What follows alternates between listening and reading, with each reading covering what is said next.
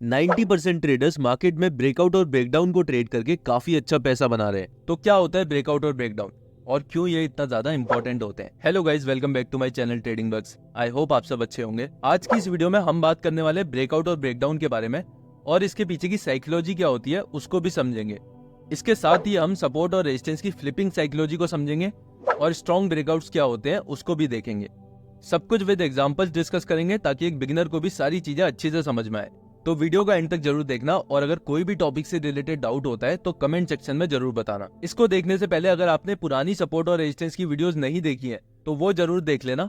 इस सीरीज का लिंक आपको डिस्क्रिप्शन में मिल जाएगा। चलो बिना टाइम वेस्ट करे शुरू करते हैं इस वीडियो को।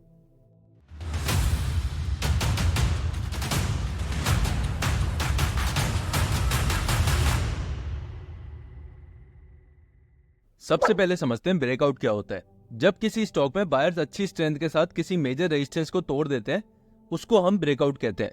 इसको अब हम चार्ट पर समझते हैं। यह आईआरबी इंफ्रा के मंथली टाइम फ्रेम का चार्ट है। अगर आप इस लेवल को ध्यान से देखोगे तो ये इसके लिए एक मेजर रेजिस्टेंस लेवल है।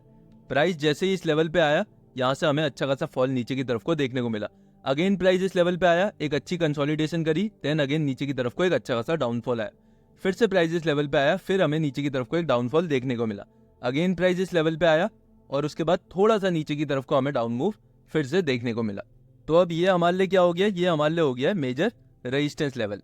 अब क्या होता है, अब जैसे ही प्राइस अपने इस मेजर रेजिस्टेंस पर आता है तो बायर्स इतने ज्यादा स्ट्रांग होते हैं कि वो इस जोन को तोड़ के क्लोजिंग दे देते हैं। इसको हम ब्रेकआउट कहते हैं। जो यहाँ पे हुआ है, जो ये जोन था ये सेलर्स का जोन था और जितनी बार भी प्राइस इस जोन पे आ रहा था सेलर्स उसे बेचना शुरू कर दे रहे थे और नीचे की तरफ को गिरा दे रहे थे, राइट। लेकिन इस बारी क्या हुआ, इस बारी बायर सेलर से ज्यादा एग्रेसिव थे और उन्होंने क्या किया, इस जोन का ब्रेकआउट कर दिया। एक रेजिस्टेंस है जहां पे प्राइस बार बार आता है और फॉल कर जाता है, लेकिन जब इस बारी प्राइस वहां पे आता है तो बायर्स इतने ज्यादा स्ट्रांग होते हैं कि वो इस रेजिस्टेंस को ब्रेक कर देते हैं। इसको हम ब्रेकआउट कहते हैं। देखो मार्केट में क्या होता है, मार्केट में बायर्स और सेलर्स के बीच में फाइट होती है। अब जैसे ये एक जोन है, यहाँ पे प्राइस जैसे ही आता है यहाँ पे सेलर्स भी एक्टिव हो गए और बायर्स भी एक्टिव हो गए, तो दोनों में से जो ज्यादा एग्रेसिव होगा प्राइस उसी के फेवर में जाएगा। अब मान लो यहाँ पर बायर्स जो है वो सेलर से ज्यादा स्ट्रांग हो जाते हैं तो प्राइस जो है वो ऊपर की तरफ को चला जाएगा, और अगर सेलर्स जो है वो बायर्स से ज्यादा स्ट्रांग हो जाते हैं तो प्राइस यहाँ से नीचे की तरफ को फॉल कर जाएगा। अब यहाँ पे क्या हुआ, जैसे ही प्राइस अपने इस मेजर रेजिस्टेंस पे आ रहा था बायर्स और सेलर्स के बीच में फाइट हो रही थी जिसमें सेलर्स जीत जा रहे थे और प्राइस जो है वो नीचे की तरफ को गिर जा रहा था, राइट। लेकिन इस बार क्या होता है, इस बार जब प्राइस अपने इस रेजिस्टेंस पर आता है तो इस बार सेलर्स जो है वो प्राइस को नीचे नहीं गिरा पाते हैं। इसका मतलब क्या है, इसका मतलब ये है कि बायर्स जो है वो काफी ज्यादा एग्रेसिव है। अब अगेन बायर्स और सेलर्स के बीच में फाइट चलती है जिसमें बायर्स जीत जाते हैं और वो क्या करते हैं, इस जोन का ब्रेकआउट कर देते हैं। देखो जब भी किसी मेजर रेजिस्टेंस का ब्रेकआउट होता है तो वहां से हमें एक अच्छा खासा मूव ऊपर की तरफ को देखने को मिलता है। इस मूव को हम जैसे ट्रेडर कैप्चर करते हैं। जब हम ब्रेकआउट को ट्रेड करते हैं तो हम इसी मूव को कैप्चर करते हैं जो प्राइस में आता है एक ब्रेकआउट होने के बाद। ये मूव क्यों आता है, इसके पीछे की साइकोलॉजी को समझते हैं पहले। देखो ये एक सेलर्स का जोन था, मतलब सेलर्स जैसे ही प्राइस इस लेवल पे आ रहा था यहाँ से उसे शॉर्ट कर दे रहे थे, सेल कर दे रहे थे, जिसकी वजह से प्राइस नीचे गिर जा रहा था, राइट। तो यहाँ पे सेलर्स की क्या है, यहाँ पे सेलर्स की एक्टिव पोजीशंस है। अब अगर प्राइस इस जोन से ऊपर जाएगा तो यहाँ पे जितने भी सेलर्स बैठे हैं उन्हें क्या होगा, उन्हें लॉस होना शुरू हो जाएगा। क्यों होगा लॉस, क्योंकि जिस जोन पर उन्होंने सेलिंग करी है अब प्राइस जो है वो उस जोन से ऊपर जाने लगी है, राइट। अब क्या होता है, अब यहाँ पे जिसने बाइंग करी है वो कहीं ना कहीं अपने पैसे निकालेगा, वो अपने प्रॉफिट को बुक करेगा और वहां से मार्केट से बाहर एग्जिट करेगा। पहले बायर्स हैं जिन्होंने नीचे से बाइंग कर रखी है, दूसरे सेलर्स हैं जो उस जोन पे बैठे हुए हैं, तीसरे नए सेलर्स हैं जो उस जोन पे वेट कर रहे हैं प्राइस के आने का ताकि वो प्राइस को शॉर्ट कर सके, ताकि वो स्टॉक में सेलिंग पोजीशन बना सके, ठीक है। तो ये वाले अपनी पोजीशन से एग्जिट करते हैं और जो एक्टिव सेलर्स हैं वो और ज्यादा अपनी पोजीशंस बनाते हैं क्योंकि उनका जोन आ गया है और उनके हिसाब से प्राइस जो है अब वो काफी ज्यादा महंगा हो चुका है। उसी के साथ नए रिटेल सेलर्स भी घुसते हैं जिनके हिसाब से ये एक मेजर रेजिस्टेंस जोन है और यहाँ से फॉल आना चाहिए, वो अपने हिसाब से यहाँ पे सेलिंग करते हैं। इन तीनों की सेलिंग की वजह से हमें नीचे की तरफ को यहाँ पे एक अच्छा खासा मूव देखने को मिलता है। अब क्या होता है, जब इस जोन का ब्रेकआउट हो जाता है, अब जब ब्रेकआउट हो जाता है तो पहले तो जो एक्टिव सेलर्स हैं उनको लॉस होना शुरू होगा। जो नए सेलर्स ने यहाँ पे पोजीशंस बनाई है उनके स्टॉप लॉस यहाँ पे है। उन्होंने ये एक्सपेक्ट करा था कि प्राइस जो है वो यहाँ से नीचे की तरफ को फॉल करेगा, लेकिन प्राइस जो है अब वो ऊपर की तरफ को चला गया है, राइट। तो उनकी एक्सपेक्टेशन से अलग चला गया है प्राइस। अब उनको क्या हो रहा है, उनको भी लॉस होना शुरू हो गया है, राइट। तो दो थे, एक एक्टिव सेलर्स थे पहले के, उनको लॉस हो रहा है, एक नए सेलर्स जो घुसे हैं उनको लॉसेज हो रहे हैं। अब जैसे ही इन्हें यहाँ पे कंफर्मेशन मिली कि यहाँ पे जो है बायर्स इस बारी काफी ज्यादा स्ट्रांग है, तो वो क्या करते हैं, वो अपनी पोजीशंस को एग्जिट करना शुरू करते हैं। एग्जिट करना मतलब पहले वो क्या करके बैठे थे, पहले वो सेल करके बैठे थे, अब वो एग्जिट करने के लिए क्या करेंगे, अब वो एग्जिट करने के लिए बाई करेंगे। यानी यहाँ पे और बड़ा बाइंग मूव हमें ऊपर की तरफ को देखने को मिलेगा, राइट। यहाँ पे अभी तक क्या हो रही थी, अभी तक यहाँ पे सेलिंग हो रही थी। अब इन लोगों ने अपनी पोजीशंस को एग्जिट करा, जो यहाँ पे जितने भी सेलर्स बैठे हैं उन्होंने अपनी पोजीशंस को एग्जिट करा, तो यहाँ पे बाइंग हुई, तो और ज्यादा बाइंग प्रेशर आया ऊपर की तरफ को, राइट।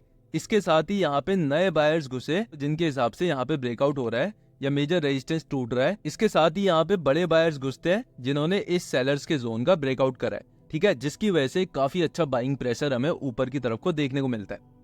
बाइंग प्रेशर आएगा तो मार्केट का प्राइस जो है वो खुद ही ऊपर की तरफ को जाएगा, राइट। इस तरीके से मूव आता है। तो हर चीज के पीछे की साइकोलॉजी को समझना बहुत जरूरी है कि ये चीज मार्केट में हो क्यों रही है, राइट। तो ये चीज आपको समझ में आ गई होगी कि अब बाइंग के बाद जब भी ब्रेकआउट होता है तो उसके बाद अपसाइड का मूव क्यों आता है, ऊपर की तरफ को इतना बड़ा मूव क्यों हमें देखने को मिलता है, राइट।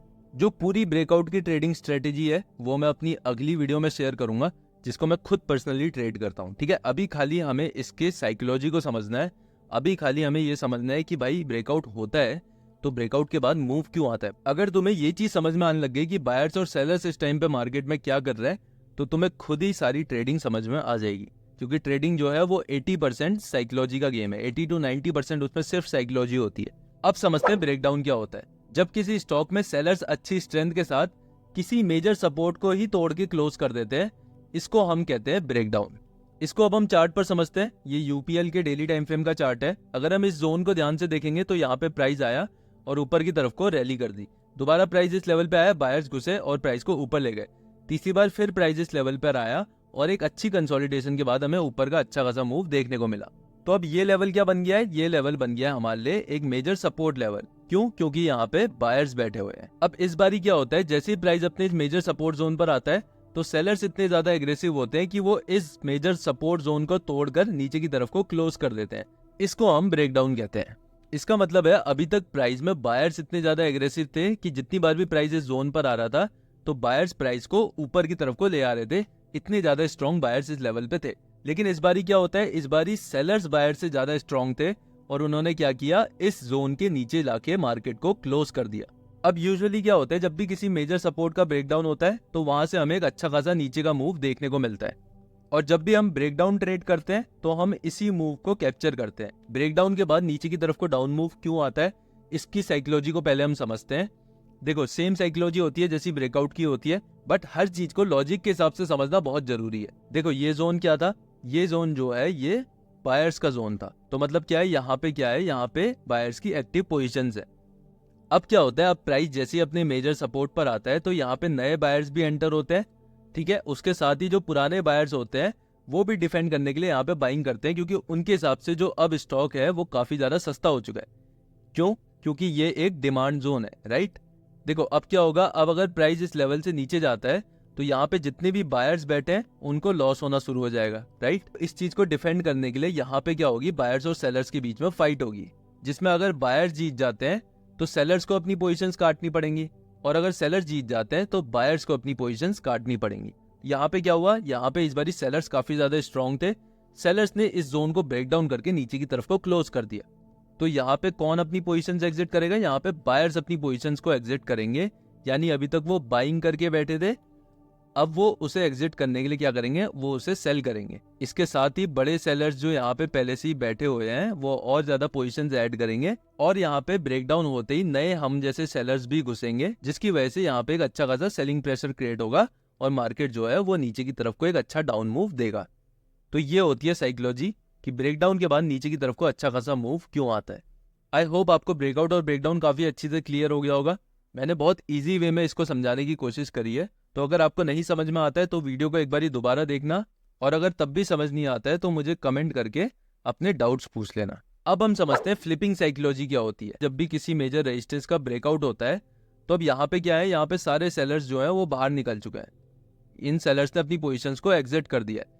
अब यहाँ पे कौन है, अब यहाँ पे बायर्स हैं। तो अब ये रेजिस्टेंस लेवल क्या करेगा, जब भी प्राइस इस लेवल पे आएगा तो अब यहाँ पे बायर्स बैठे हुए हैं, तो वो क्या करेंगे, अब प्राइस को यहाँ से नीचे जाने से रोकेंगे। तो मतलब जो प्राइस के लिए अभी तक रेजिस्टेंस था वो अब क्या कर रहा है, वो अब सपोर्ट का काम कर रहा है। ठीक है, तो ये होती है फ्लिपिंग साइकोलॉजी। जो रेजिस्टेंस है वो सपोर्ट पे फ्लिप हो चुका है ब्रेकआउट होने के बाद। सेम अगर अपने सपोर्ट को ब्रेक डाउन कर देता है प्राइस, तो यहाँ पे जितने बायर्स हैं उन्होंने तो अपनी पोजीशन एग्जिट कर दी है।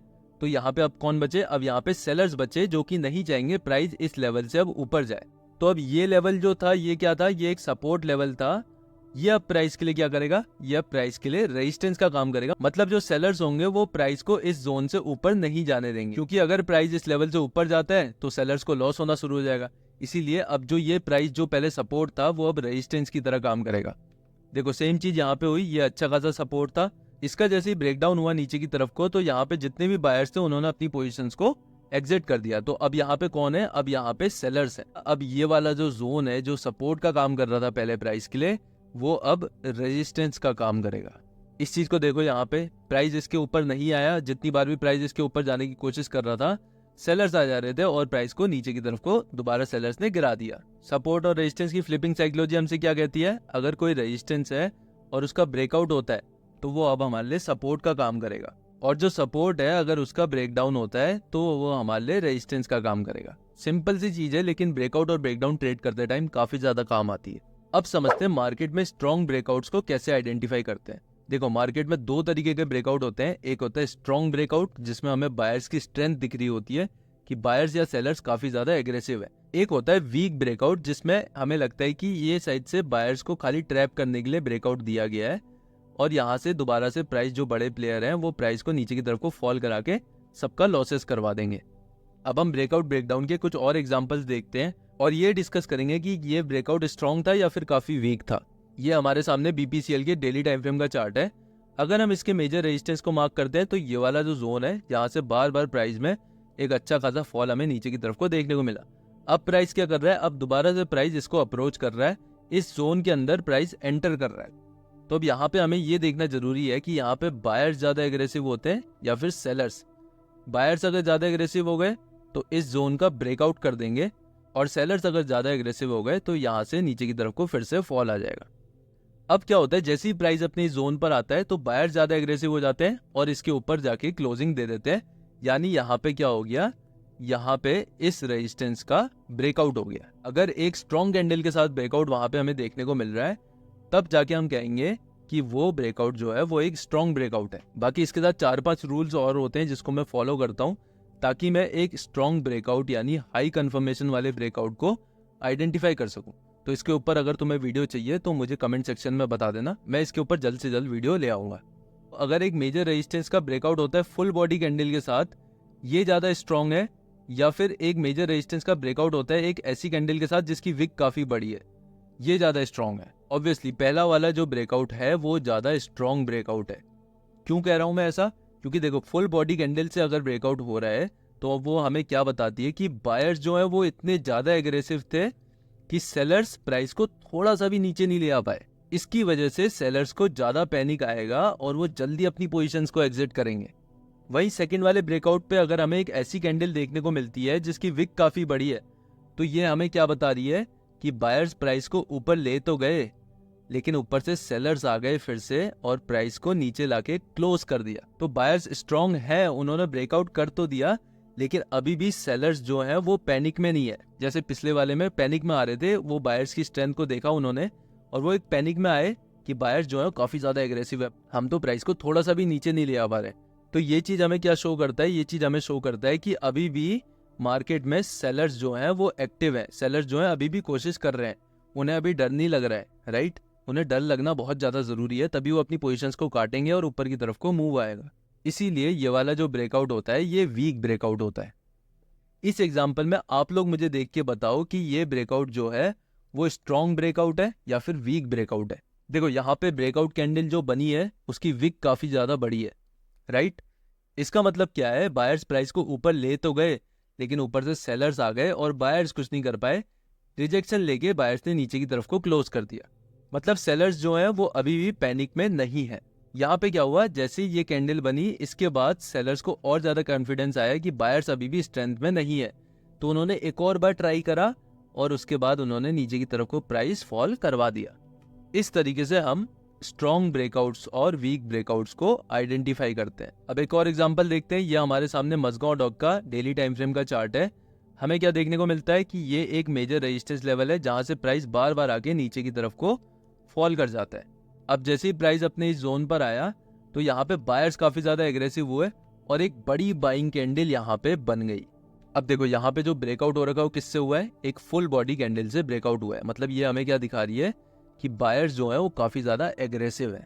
तो हमारे लिए ये चीज अच्छी है, लेकिन ये सेलर्स के लिए पैनिक में डालने वाली चीज है कि जो बायर्स हैं इस बारी वो काफी ज्यादा स्ट्रेंथ में है और सेलर्स थोड़ा से भी प्राइस को नीचे नहीं ले आ पाए। अब क्या होगा, आधे सेलर्स ने यहाँ पे अपनी पोजीशंस एग्जिट कर दी होंगी जिसकी वजह से बायर्स को एक और ऊपर की तरफ को मूव मिला। बचे हुए सेलर्स जो अपनी पोजीशंस को एग्जिट नहीं करके बैठे हैं वो अब अपनी पोजीशंस को एग्जिट करना शुरू करेंगे, जिसकी वजह से हमें एक अच्छा खासा मूव ऊपर की तरफ को देखने को मिलेगा।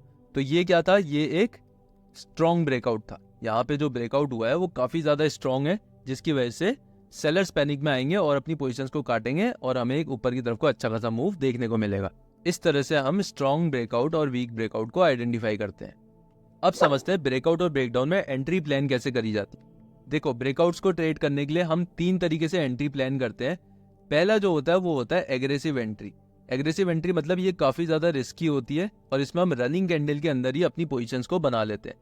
दूसरा जो हमारे लिए होता है वो होता है सेफ एंट्री, जो कि होती है क्लोजिंग बेसिस पे। जब डेली टाइम फ्रेम पे हमें कंफर्मेशन मिलती है कि ब्रेकआउट की क्लोजिंग रेजिस्टेंस जोन के ऊपर आ चुकी है, तब हम इसमें पोजीशंस बनाते हैं। तीसरी होती है रीटेस्ट। जब प्राइस ब्रेकआउट करके ऊपर जाता है और दोबारा से इस सपोर्ट को रीटेस्ट करने आता है, तब यहाँ पे हम पोजीशंस बनाते हैं और ये सबसे ज्यादा सेफेस्ट होती है। अब अगर आप मेरे से पूछोगे कि मैं कौन सी एंट्री को यूज करता हूँ, तो मैं पहले की दोनों एंट्रीज को यूज करता हूँ। कई बार मैं एग्रेसिव एंट्री बनाता हूँ और कई बारी मैं ब्रेकआउट की क्लोज होने का वेट करता हूँ, यानी ब्रेकआउट के सस्टेन होने का वेट करता हूँ, उसके बाद जाके मैं एंट्री बनाता हूँ। अगर आप बिगनर हो तो मैं आपको सजेस्ट करूंगा कि आप क्लोजिंग बेसिस के साथ जाओ, क्योंकि इसमें कम रिस्क भी होता है और ये काफी ज्यादा हमें हाई कंफर्मेशन ट्रेड्स प्रोवाइड कर देती है। तो ये था पूरा वीडियो, ब्रेकआउट और ब्रेकडाउन क्या होता है और उसके पीछे की साइकोलॉजी क्या होती है, जिसकी वजह से हमें मार्केट में बड़े मूव्स देखने को मिलते हैं। इसके साथ ही हम रैप अप करते हैं इस वीडियो को। अगले पार्ट में सीखेंगे ब्रेकआउट ट्रेडिंग स्ट्रेटेजी क्या होती है, जिसको मैं खुद यूज करता हूँ। आई होप आपको इस वीडियो से काफी कुछ सीखने को मिला होगा। अगर वीडियो इन्फॉर्मेटिव लगी तो लाइक कर देना और चैनल को सब्सक्राइब कर देना। और कौन से टॉपिक्स के ऊपर आपको वीडियोस चाहिए कमेंट सेक्शन में जरूर बताना। मिलते हैं नेक्स्ट वीडियो में, तब तक के लिए ख्याल रखना अपना। Good bye.